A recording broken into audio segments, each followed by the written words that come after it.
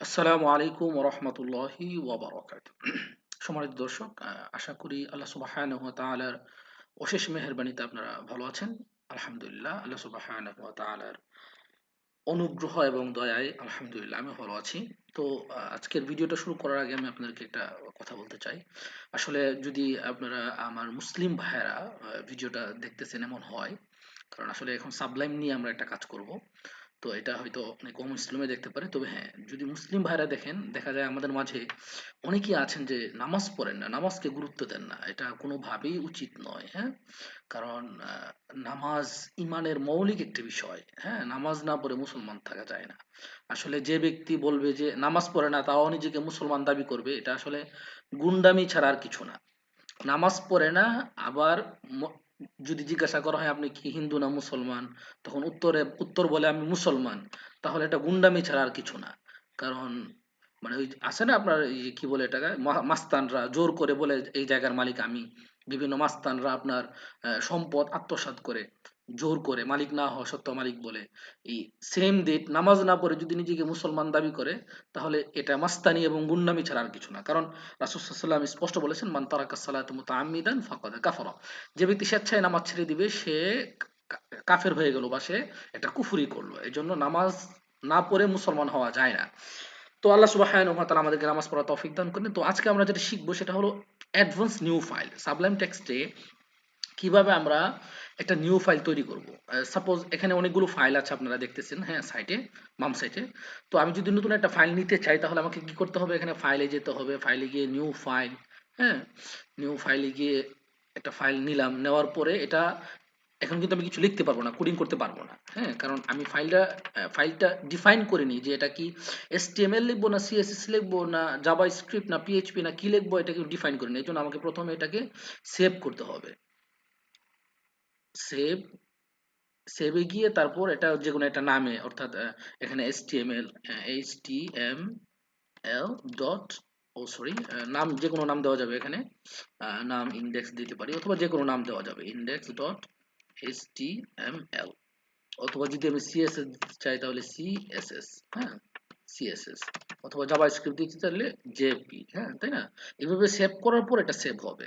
তাহলে একটা file save করার জন্য, নতুন একটা ফাইল নেওয়ার জন্য এই পদ্ধতি নিতে হয়। কিন্তু আমরা যদি চাই যে না, আমি সরাসরি এখান থেকেই একটা ফাইল আমি নিয়ে নিব, এখান থেকেই একটা ফাইল আমি, মানে এখান থেকে যাব না কোথাও, শর্টকাটের মাধ্যমে একটা ফাইল আমি নেব। এজন্য আমাকে একটা প্যাকেজ ইনস্টল করতে হবে। প্যাকেজটা ইনস্টল করলে দেখা যাবে, আমি যদি চাই যে এর ভিতরে, এই ফোল্ডারের ভিতরে আমি এখানে, অথবা যে কোনো ফোল্ডারে, এখানে আমি আপনার নিব, একটা ফাইল নেব। সাপোজ অথর, অথরে, সরি, অথরে যাওয়া দরকার নেই, এখানে বলস, ধরেন এই বলস এর নিচে আমি একটা ফাইল নেব। এখন কিন্তু আমি নিতে পারবো না, তাই না? কিন্তু আমি যদি আহ, ওই প্যাকেজটা ইনস্টল করি, তাহলে নিতে পারবো। প্যাকেজটা আমরা কিভাবে ইনস্টল করব? প্যাকেজ ইনস্টল করার জন্য প্রেফারেন্সে যাব। প্রেফারেন্সে গিয়ে প্যাকেজ কন্ট্রোলে ক্লিক করলেই আপনার প্যাকেজের আপনার কন্ট্রোল প্যানেলটা চলে আসবে, অথবা কন্ট্রোল শিফট পি দিলে এটা চলে আসবে। তো সেই প্যাকেজটার নাম হলো অ্যাডভান্স অ্যাডভান্স নিউ ফাইল। দেখাচ্ছে না এখানে কেন? এটা অলরেডি আমার এখানে ইনস্টল করা আছে, তাই না? এই জন্য ইনস্টল করা প্যাকেজগুলো আমি কোত্থেকে পাবো? Remove package. রিমুভ প্যাকেজে ক্লিক করলে এখানে আমাকে দেখাবে যে আমার কোন কোন প্যাকেজ এখানে ইনস্টল করা আছে। অ্যাডভান্স নিউ ফাইল আমার এখানে ইনস্টল করা আছে, auto save, image, HTML5, live reload, তারপর প্যাকেজ কন্ট্রোল, তারপর সাইড বার এনহ্যান্সমেন্ট, এগুলো আমার ইনস্টল করা আছে। তো আপনারা এরকম ইনস্টল করে নেবেন। ইনস্টল করার জন্য যেটা করতে হবে সেটা হলো কন্ট্রোল শিফট পি, তারপর লিখবেন ইনস্টল প্যাকেজ। ইনস্টল প্যাকেজ লিখে এখানে আসবেন। এখানে আসার পরে এখান থেকে আপনার অ্যাডভান্স, হ্যাঁ, advance new file, advance new file, এখান থেকে এটা ডাউনলোড করে নেবেন, তাহলেই হয়ে যাবে। তো ইনস্টল করার পরে আর কোনো কাজ নেই।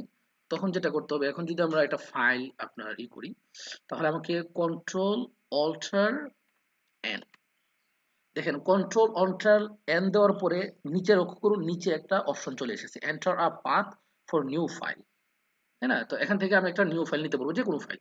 সাপোজ আমি একটা সিএসএস ফাইল নিলাম, আল আমিন, আল আমিন ডট সিএসএস। যদি আমি এন্টার প্রেস করি, তাহলে ফাইলটা হয়ে যাবে। এই ফাইলটা কোথায় আসছে? ফাইলটা সবার নিচে চলে গেছে। এই দেখেন আল আমিন ডট সিএসএস, এখানে কিন্তু ফাইলটা ওপেন হয়ে গেছে। কিন্তু না, আমি চাচ্ছি হলো আমি এই যে বলসের নিচে অথবা যে কোনো ফোল্ডারের নিচে এই যে ইন্ডেক্স ডট এখানে আছে, আমি চাচ্ছি যে ইন্ডেক্স ডট এসটিএমএল এর নিচে আমি একটা ফাইল নেব। সেটা করার জন্য আমাকে যেটা করতে হবে, কন্ট্রোল অল্টার এন দেওয়ার পরে প্রথমে একটা কোলন চিহ্ন দিতে হবে, কোলন। কোলন চিহ্ন দেওয়ার পর এরপরে আমি ফাইলের নামটা লিখতে হবে। এখন যদি লিখি আল আমিন, সরি আল আমিন লেখা দরকার নেই, এখন আমি লিখি যে অ্যাবাউট, অথবা আমি লিখতে পারি সালাত মানে নামাজ, সালাত ডট সিএসএস। এখন যদি এন্টার প্রেস করি তাহলে দেখবেন ইন্ডেক্স ডট এইচটিএমএল এর নিচে একটা ফোল্ডার ক্রিয়েট হয়ে গেছে। দেখেন এখানে সরাসরি কিন্তু সিএসএসটা এখানে চলে আসছে। তাহলে আমরা কিভাবে একটা অ্যাডভান্স নিউ ফাইল নেব সেটা শিখতে পারলাম। যদি আমরা কন্ট্রোল অল্টার এন দেই, এন দিয়ে যদি ফাইলের নাম দিই তাহলে সবার নিচে ফাইলটা চলে আসবে। আবার যদি কন্ট্রোল অল্টার এন দিয়ে আমরা একটা কোলন দিয়ে, অর্থাৎ যে স্পেসিফিক কোনো ফোল্ডারের নিচে কোনো ফাইল দিতে চাই, তাহলে কন্ট্রোল অল্টার এন দিয়ে তারপর কোলন দেব, কোলন কোলন দিয়ে তারপর ফাইলের নামটা লিখবো। তারপর যেখানে আমি ফাইলটা ওপেন করতে চাচ্ছি সেখানে আমাকে ক্লিক করা থাকতে হবে, অর্থাৎ অ্যাবাউটে যাব। হ্যাঁ, অ্যাবাউটের নিচে আমি একটা নতুন ফাইল নেব। তাহলে আমি অ্যাবাউটের নিচে এসে অ্যাবাউটে ক্লিক করে এখানে ক্লিক করব। যেই ফোল্ডার বা যেই ফাইলের নিচে নিতে চাচ্ছি ওই ফাইলটাতে ক্লিক করা থাকতে হবে। ক্লিক করলাম, তারপর এখানে কোলন, কোলন দিয়ে মাই ডট সিএসএস এন্টার। তাহলে দেখেন এই যে অ্যাবাউটের নিচে এখানে মাই ডট সিএসএস, এখানে কিন্তু আরেকটা ফাইল চলে এসেছে, তাই না?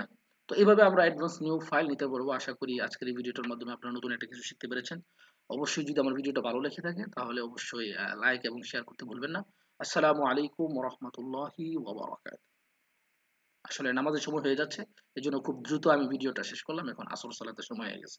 আসসালামু আলাইকুম ওয়া রাহমাতুল্লাহ।